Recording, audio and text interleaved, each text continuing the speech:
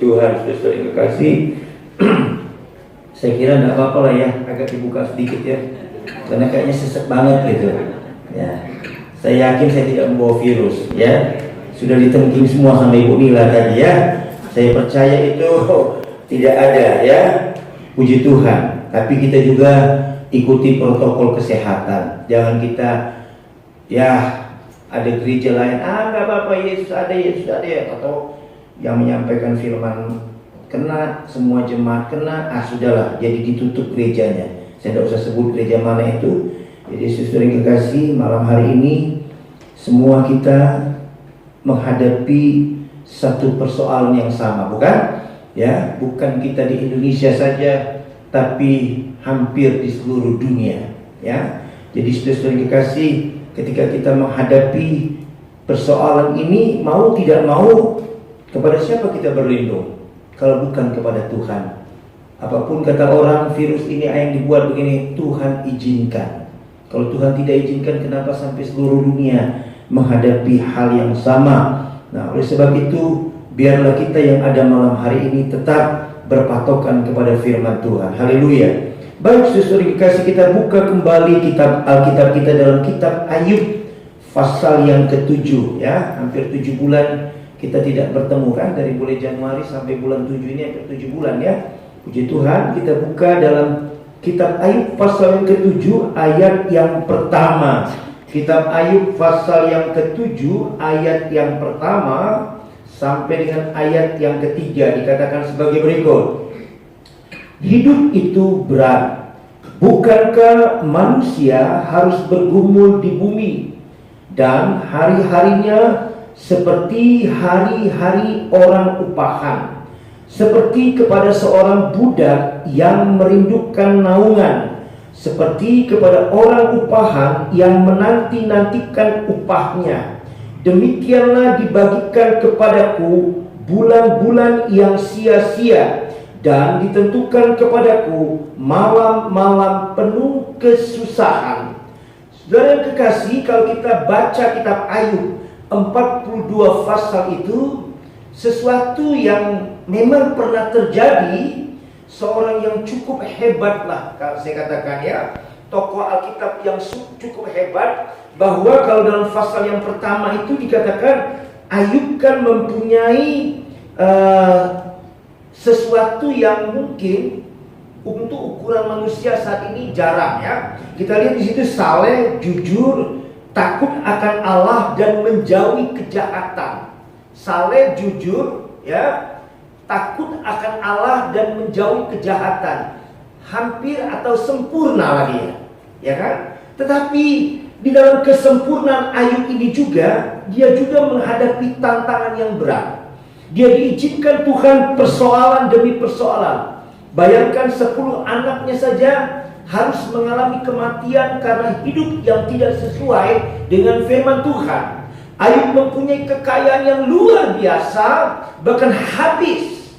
Nah, kalau kita membaca dalam pasal yang ke-7 ini, sepertinya ini keluh kesah Ayub, tetapi konsisten sampai dengan malam hari ini. Dikatakan dalam ayat ini, bukankah manusia harus bergumul di bumi, dan hari-harinya seperti hari-hari orang upahan. Saudara, setiap manusia, pergumulan itu adalah suatu perjuangan ya. Pergumulan itu adalah suatu perjuangan untuk mempertahankan ya, untuk mempertahankan sampai dia memperoleh kemenangan ya, sampai dia memperoleh kemenangan. Kata bergumul itu dipakai kata bergelut. Kata bergumul itu juga dipakai kata berjuang. Nah, bukankah hari-hari di mana kita berada, kita sedang bergumul, kita sedang berjuang? Buktinya nggak ada yang buka masker kecuali saya kan. Sedang berjuang kita untuk mengalahkan si tante corona ini, ya, sering kaji ya. Nah, kita lihat kitab Ayub mencatat bahwa manusia harus bergumul di bumi. Mengapa kita harus bergumul? Ini menjadi pertanyaan, mengapa kita harus bergumul? Ya, karena memang di bumi ini tempat kita untuk berjuang memperoleh kehidupan. Ada pepatah dikatakan siapa yang cepat itu yang dapat. Ya, dia harus bergumul. Nah, apalagi yang dibutuhkan manusia saat ini, ya, sandang, pangan, dan papan. Itu utama yang dibutuhkan manusia. Tetapi dengan adanya virus corona ini, manusia nggak mikirkan papan dulu. Yang dipikirkan apa tuh? Pangan. Gokar, Bu. Apa? Kuota, ya. Kasihan anak-anak yang belajar, memang benar. Benar. Saya benar. Tadi saya tanya anak saya, kamu sekelas itu berapa orang? Hampir 35, Pak. Digabung lagi, Pak. 2 kelas. 70. Mungkin guru kamu mikirkan kuotanya. Nah, ada yang punya wifi di rumahnya, ada yang nggak ada. Ya juga ya, Pak. Iya. Memang benar. Benar kata siapa? Kuota yang dipikirkan sekarang. Ya kan? Mahal kan? Kasihan. Sekali belajar 50.000 kan kasihan. Kalau 4 mata pelajaran udah 200.000, hitung-hitungan dari kita. Nah, saudara, kalau kita perhatikan hari ini, hari-hari ini, kita sedang menghadapi satu hal yang harus memang berjuang. Berjuang untuk kehidupan kita, berjuang untuk keluarga, berjuang untuk kesehatan, berjuang untuk kuota tadi. Semua kita harus berjuang. Nah, tetapi Alkitab katakan juga, dan hari-harinya seperti orang upahan. Orang upahan itu kan adalah orang yang kerja harian. Berapa banyak dia harus mengerjakan pekerjaan itu, dia dibayar. Kalau kita baca dalam Matius pasal 20, ayat yang kedua, itu dikatakan upah orang sehari itu sedinar. Ya, kecil sekali. Nah, tetapi kita bukanlah orang-orang upahan itu, tetapi kita adalah milik Allah. Haleluya. Ya, kita diperlengkapi oleh Allah. Kalau kita baca lagi dalam Injil Yohanes pasal yang ke-10 ayat 12 dan 13 itu, bahwa setiap orang upahan itu, kalau saya perhatikan itu, kurang tanggung jawab. Yesus katakan, kita bukanlah orang-orang upahan. Sebab dikatakan itu, orang upahan itu ketika dia melihat serigala-serigala ingin memakan hasil di situ, dia cuek aja, dia lari. Tapi kalau seorang gembala, dia pertahankan bagaimana supaya segala sesuatunya itu beres. Kalau saudara baca dalam Yohanes pasal 10 ayat 12 dan 13 itu, Yesus katakan kita bukanlah orang-orang upahan. Jadi sesuai kekasih, berdasarkan ayat ini dikatakan, ayat yang kedua dikatakan seperti kepada seorang budak yang merindukan naungan. Seperti seorang budak yang merindukan naungan. Naungan berarti ada yang melindungi. Kita perlu ada yang melindungi. Lalu dikatakan lagi di sini, ya, seperti kepada orang upahan yang menanti-nantikan upahnya, menanti-nantikan pendapatan, gaji. Ya kan? Hari-hari ini memang banyak yang sedang mengalami krisis ekonomi. Banyak juga yang di PHK atau dirumahkan. Ya, banyak persoalan. Banyak sekali, saudara. Orang sekarang ini apa yang bisa menghasilkan uang untuk biaya hidup? Berat memang. Tetapi kembali lagi, saya merenung-renungkan firman Tuhan waktu pemerintah mengeluarkan PSBB itu. Ya kan? Ya sudah. Saya katakan kepada keluarga, kepada saudara-saudara, bagaimana kalian di Jakarta PSBB begitu? Ya sudah, ikuti aja. Kami hamba-hamba Tuhan hampir 3 bulan tidak ibadah kan? Tidak ibadah kita 3 bulan memang. Jadi memang kita ibadahnya secara online saja. Ada 15 orang yang memang bertugas, main musik, singers, yang ngatur LCD dan sebagainya, itu saja. Setiap minggu itu. Ya. Lalu bulan Mei kemarin, 29 Mei, saya ditelepon sama ketua RW. Disuruh buka tempat ibadah. Dia bilang, jangan ditutup Pak tempat ibadahnya. Gimana? Kan peraturan pemerintah ditutup sementara, bukan ditutup selamanya. Saya bertanggung jawab, saya ketua gugus di sini, dia bilang. Saya sudah semprot semua nanti Pak. Bukan soal disemprotnya Pak. Saya sehat, atau ada orang yang nggak sehat, kenalah saya virus itu sudahlah. Gak ada lagi sahala di muka bumi ini sesuai. Jadi saya juga berpikir, ya, jadi saya nanti dulu Pak. Akhirnya istri saya bilang, udah Pak kalau diizinin, dia daftarkan di kecamatan bahwa dia hanya ada 3 di tempat kami, tempat ibadah, satu masjid, satu musola, satu tempat ibadah orang desa. Ya silakan, dia ditandatangani, saya dikasih surat dari wali kota, ya kita ibadah, tapi mengatur jarak begini. Dan daftar siapa yang mau beribadah 60 tahun ke atas. Nah pendetanya udah mau kepala 6 nih. Jangan-jangan pendetanya gak boleh ikut kebaktian dong berarti. Dia kan mau kepala 6 di tahun depan, tidak bisa ikut kebaktian. Lalu memang ada yang sudah kepala 6 itu gak datang kebaktian. Lalu anak-anak tidak boleh kebaktian.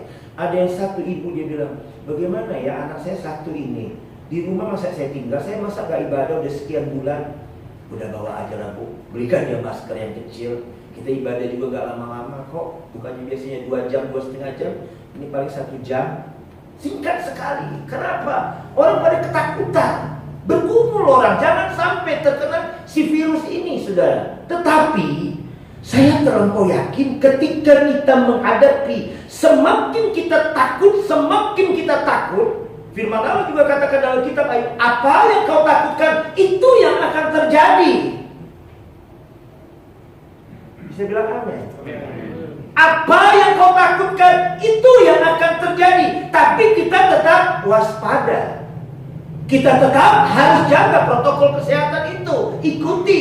Nggak bisa kita takut fobia kita. Wah ini nggak gini, takut. Nggak bisa keluar, nggak bisa ngapa. Lama-lama kan bosan juga di dalam rumah berkutuk-kutuk begitu aja. Buka TV salurannya corona. Lihat baca koran mesti corona. Corona terus ini. Main HP corona. Mau ngapain kita? Masa corona ini mesti diagung-agungkan? Harus kita berdoa syafaat. Mau tidak mau, suami istri yang jarang bergandengan tangan di rumah bersama dengan anak-anak, buka itu mezbah doa. Pagi dia berdoa, kalau dia masih di rumah, buka lagi mezbah doa. Malam dia mengadakan mezbah doa. Hanya itu yang bisa kita sampaikan kepada Tuhan. Dan dia akan pelihara kita senantiasa. Memang Tuhan izinkan. Mau dibuat orang, Tuhan izinkan. Makanya kita Ayub katakan, bukankah manusia harus bergumul di bumi? Kita harus bergumul. Kalau tentang pergumulan ini, Alkitab sudah mencatat. Bukan tentang virus saja. Tapi ada satu kisah di 1 Raja-Raja pasal 17 ayat 7 sampai 24. Saudara, kalau saudara ingat, bagaimana ketika terjadi bala kelaparan selama 3,5 tahun itu, ya, kisah daripada janda Sarfat itu sesering dikasih bahwa memang dia mengalami satu krisis. Dia mengalami satu masalah yang cukup berat. Ya, tetapi Allah memperhatikan wanita ini, janda ini. Karena Tuhan tahu segala keluh kesahnya, Tuhan tahu penderitaannya. Makanya dia kirim Elia. Ya, dia kirim Elia ke rumah janda ini. Dan Tuhan katakan janda itu yang akan memberi engkau makan. Ketika Elia melihat janda itu sedang memungut beberapa ranting kayu untuk dibawa ke rumahnya, jangan-jangan inilah yang ditunjukkan Tuhan ke rumah janda ini. Ketika dia datang ke rumah janda itu, dia lihat apa yang ada padamu. Ya, sudah dikasih dalam kondisi sesuatu yang berat itu, ya, dalam kondisi yang sesuatu yang berat itu, dia begitu berat menghadapi masalahnya. Persoalan pertama adalah urusan perut. Dia nggak punya makanan, dia nggak punya uang. Tetapi Elia bertanya, apa yang ada padamu? Janda ini cuma berkata, ada sedikit tepung dan sedikit minyak. Berarti kalau masih ada firman dan Roh Kudus dalam hidup kita, Allah berkarya dalam hidup kita senantiasa. Haleluya. Iya dong. Elia sepertinya orang yang tidak punya perasaan. Elia katakan, buatlah terlebih dahulu untuk aku, ya, kemudian untukmu. Janda itu berbicara, kalau kami buat juga dari tepung itu yang segenggam itu, setelah kami buat roti, kami makan, lalu kami akan mengalami kematian. Tapi Elia yang diutus oleh Tuhan, dia berkuasa, diutus oleh Tuhan. Tuhan sudah berbicara kepada dia, aku akan mengutus engkau ke situ. Bagi manusia mustahil, bagi Allah tidak ada yang mustahil. Haleluya. Ketika Elia berkata kepada janda ini, dia lakukan apa yang diperkatakan oleh Elia. Dia berikan kepada Elia. Elia makan roti itu, minum. Lalu kata Elia, tepung yang ada dalam tempayan itu tidak akan pernah habis. Ya, tidak akan pernah habis. Kalau Tuhan memberkati, tidak ada orang yang dapat melarang. Harus yakin. Nah, di tengah-tengah kondisi yang saat ini, kepada siapa kita berlindung? Kepada siapa kita mengadu? Kita mengadu kepada keluarga juga sama. Ya kan? Semua mengalami. Tapi ketika kita bersandar kepada Tuhan, Allah bisa mengirim burung gagak. Haleluya. Persoalan pertama selesai. Persoalan kedua terjadi lagi di tengah-tengah keluarga janda ini. Anak yang dia kasihi sakit keras. Sampai dia berkata kepada Elia, ngapain kau datang ke rumahku? Kalau membuat anak ini menjadi sakit keras dan meninggal pula. Tapi Elia berkata kepada Tuhan, kembalikan nyawa anak ini Tuhan. Kasihani janda ini. Singkat kata, Elia mewujudkan tubuhnya kepada anak itu sampai 3 kali. Dan anak itu hidup. Persoalan yang dihadapi janda ini bukan maunya dia, tapi Tuhan izinkan supaya dia benar-benar beriman kepada Tuhan. Persoalan yang kita hadapi hari-hari ini bukan maunya kita, tapi Tuhan izinkan supaya kita kembali kepada Dia. Haleluya. Mengandalkan Tuhan sepenuhnya. Kita mau bilang apa? Gak bisa buat apa-apa kita, kecuali kita mengandalkan Tuhan. Saudara, kalau kita lihat itu dalam perjanjian lama, begitu juga dengan kisah daripada janda yang ditinggalkan oleh suaminya, penuh dengan hutang, dalam 2 Raja-Raja pasal yang keempat itu. Tadi Nabi Elia, sekarang Nabi Elisa. Ya kan? Nabi Elisa. Janda ini ketakutan sekali karena dia punya 2 anak.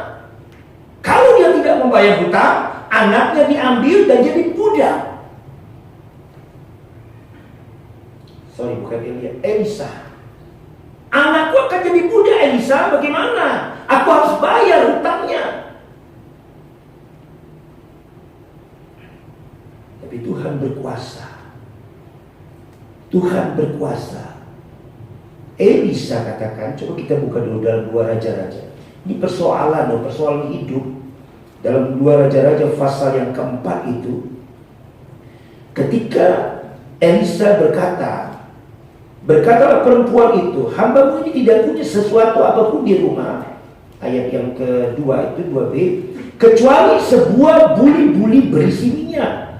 Lalu berkatalah Elisa, pergilah, mintalah bejana-bejana dari luar, daripada segala tetanggamu, bejana-bejana kosong, tetapi jangan terlalu sedikit. Kenapa dikatakan jangan terlalu sedikit? Artinya Tuhan tidak mau juga iman kita hanya sebatas begini. Tuhan mau iman yang besar. Tuhan mau kita berbuat yang besar. Jangan batasi kuasa Allah dalam hidup kita. Makanya Tuhan katakan, Elisa berkata, pinjam kepada tetangga sebanyak-banyaknya. Tetapi wanita ini meminjam apa yang memang dia butuhkan. Kemudian katanya, masuklah, tutuplah pintu sesudah engkau dan anak-anakmu masuk. Masuklah ke dalam, apa dikatakan di sini? Masuklah, tutuplah pintu sesudah engkau dan anak-anakmu masuk. Tidak dikatakan masuk ke dalam kamar atau masuk ke dalam ruangan. Tetapi saya teringat bahwa ketika kita disuruh Tuhan berdoa, masuklah ke dalam kamarmu, kuncilah, maka berdoalah engkau.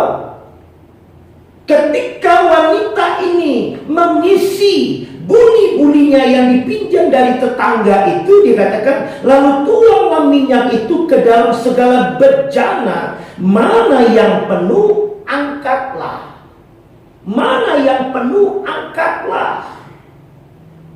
Saudara, kalau Tuhan memberkati bukan setengah, berkelimpahan. Mana yang penuh angkatlah sesuai dengan imanmu. Jadi kita memang hari-hari ini memang menghadapi kesulitan, tapi kita harus yakin juga Yesus tidak tinggal diam untuk menolong kita. Haleluya.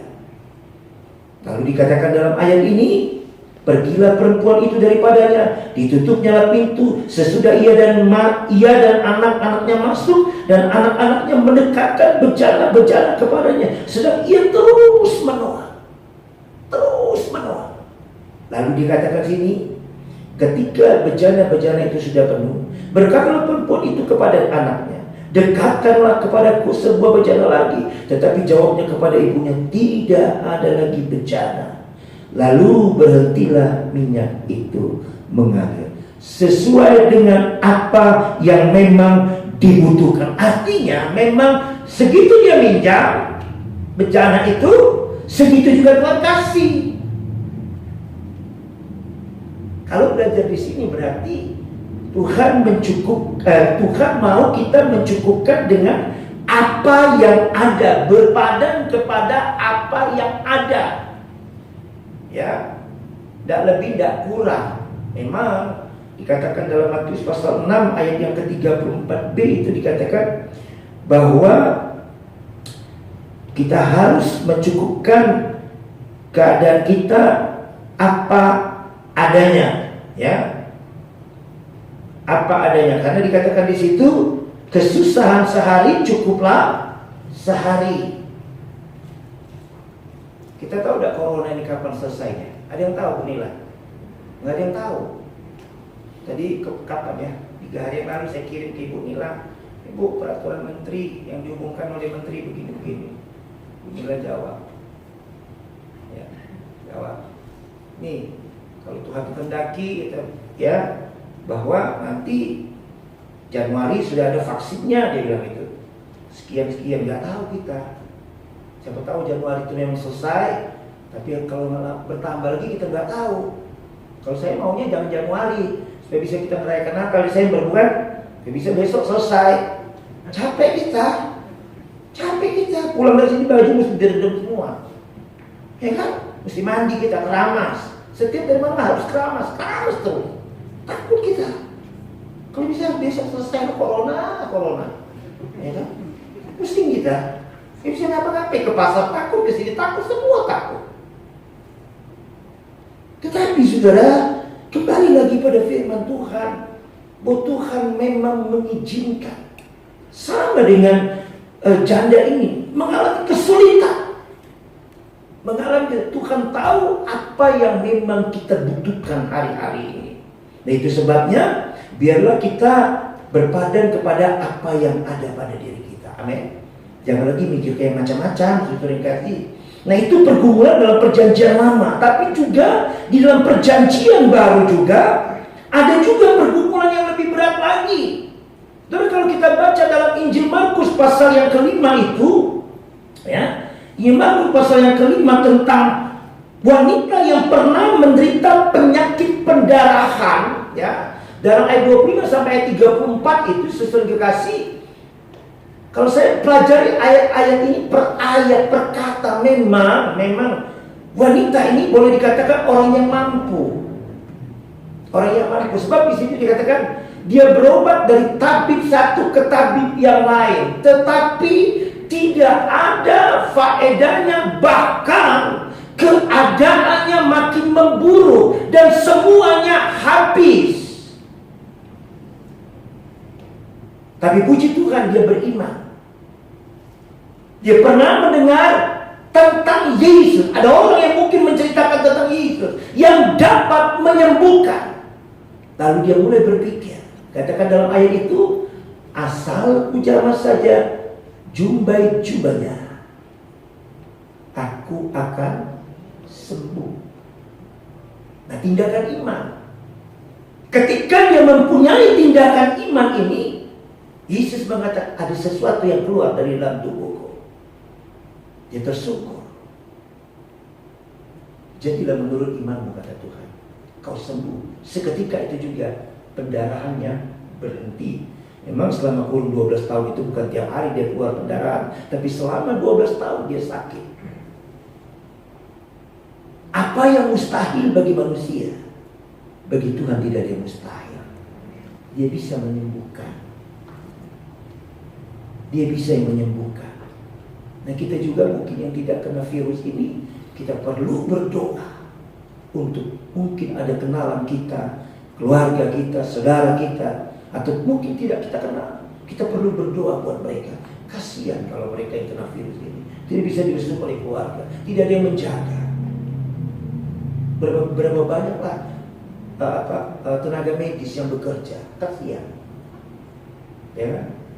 Kalau saya sebulan sekali kan suka kontrol ke Siloam, semua perawat sudah pakai baju seperti astronom semua kan, plus dokternya kita semua pakai masker. Saya nggak malu-malu lagi pakai sarung tangan, semuanya pakai jaket, pakai topi, pokoknya takut banget. Namanya di rumah sakit, sampai dokter pun nggak mau dia periksa gitu, cuma ngomong aja. Kalau lain kali nggak usah datang, telepon aja, dia bilang, nanti ngambil obat aja. Sampai dokter berkata begitu. Saking banyaknya yang terkena. Jadi sebab itu saudara-saudara kasih, hanya kepada Yesus kita bersandar, hanya kepada Yesus kita berharap. Saya waktu membaca tentang wanita yang menderita penyakit pendarahan ini, ya, saudara kasih, Tuhan izinkan memang dia 12 tahun. Jangan sampai Tuhan izinkan juga penyakit yang terjadi saat ini sampai bertahun-tahun. Baru orang mulai sadar. Makanya Ayub katakan tadi, manusia memang harus bergumul di muka bumi. Pergumulan kita sekarang banyak hal, baik itu penyakit, baik itu sandang pangan, kita bergumul semua. Tapi kita harus yakin bahwa segala sesuatunya akan diselesaikan oleh Tuhan. Itu yang di dalam perjanjian baru. Lalu ada lagi kisah di dalam perjanjian baru tentang penyakit juga. Dalam Yohanes pasal 5 ayat 1 sampai dengan 18 itu, saudara yang kekasih, di situ tentang bagaimana seorang yang sudah 38 tahun menderita penyakit lumpuh, kurun waktu yang cukup lama, ya, menderita sakit lumpuh selama 38 tahun. Dan kalau kita lihat di kolam Bethesda ini, kita tahu bahwa Bethesda itu artinya rumah belas kasihan. Bethesda artinya kan rumah belas kasihan. Tetapi kalau saya baca dalam Alkitab ini, sepertinya dari perkataannya tidak ada orang yang membawa aku ketika ada goncangan air itu, ketika malaikat turun menggoncangkan air itu, tidak ada yang membawa aku. Apa arti Bethesda ya kalau rumah belas kasihan? Orang hanya memikirkan diri sendiri. Ya kan? Coba kita baca dulu dalam Yohanes pasal yang kelima itu, ya.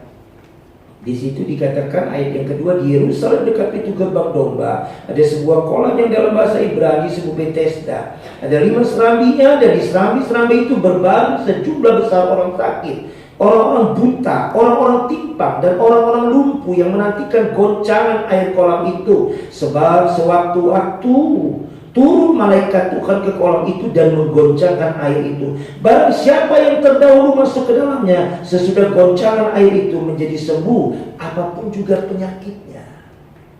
Ya, mereka percaya ketika kolam itu goncang airnya dan siapa yang cepat, dia cepat sembuh.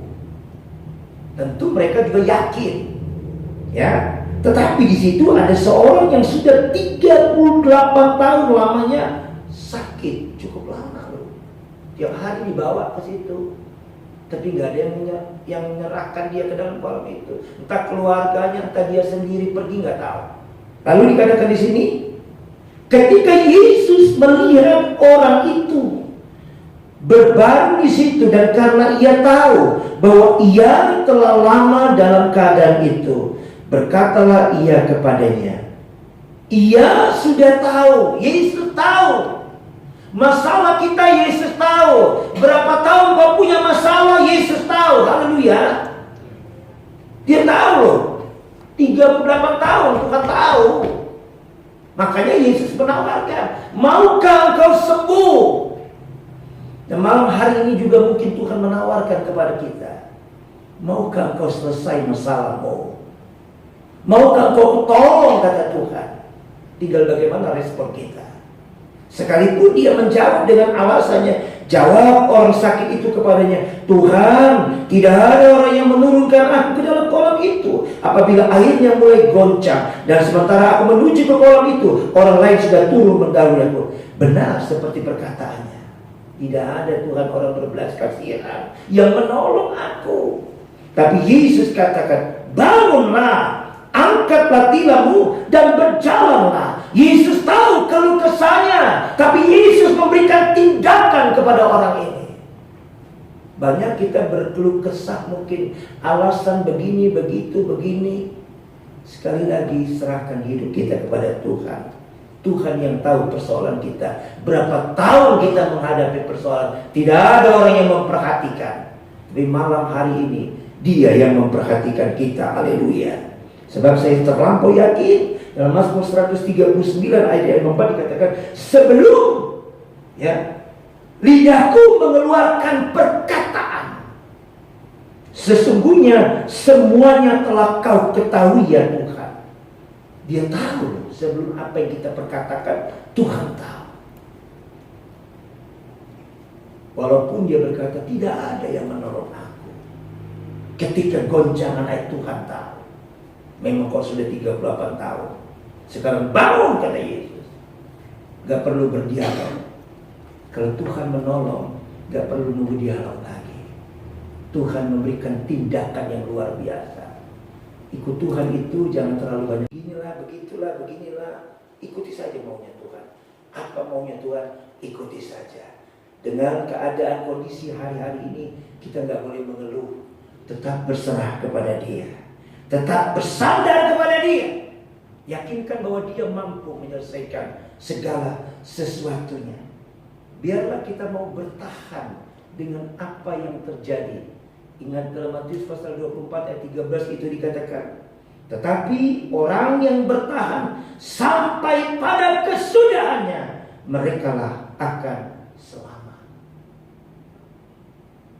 Merekalah yang akan selamat. Biarlah kita bertahan dengan apa yang sedang terjadi.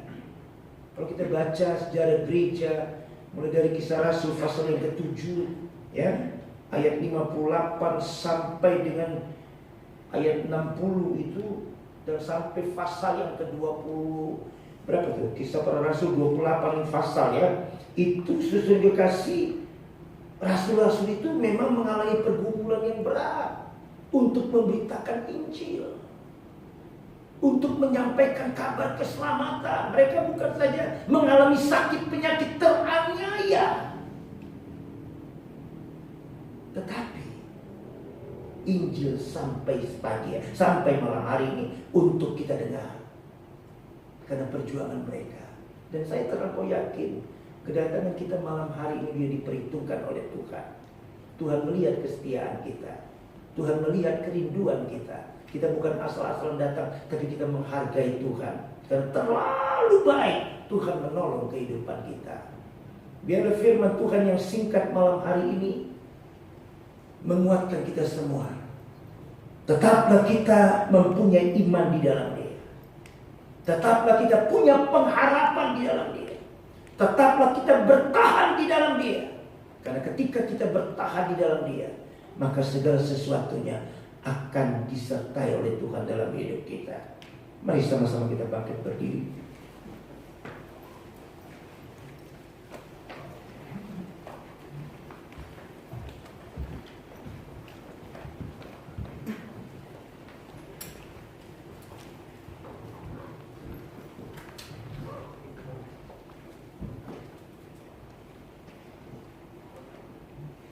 Yesus jawaban dalam hidupku. Tabib Pembaptis, lagu lama ini ya, haleluya. Yesus jawaban dalam hidupku. Yesus